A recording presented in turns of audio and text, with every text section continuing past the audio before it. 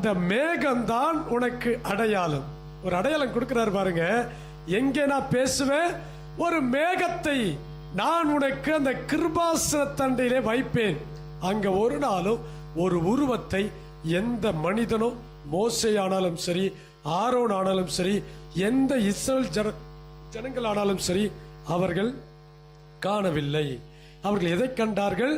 மேகத்தை தான் சொல்லுகிறார் ஆண்டவர். சொல்லுகிறார், அங்கே ஒரு மேகத்தில் அவர் போகும் பொழுது அந்த மேகம் போய்விடும், மறுபடியும் வரும் பொழுது ஒரு மேகம் வரும், மறுபடியும் பேசும் பொழுது ஒவ்வொரு முறையும் இது வரும். இந்த கட்டளைக்கு தேவன் ஒரு காரியத்தை சொன்னார்.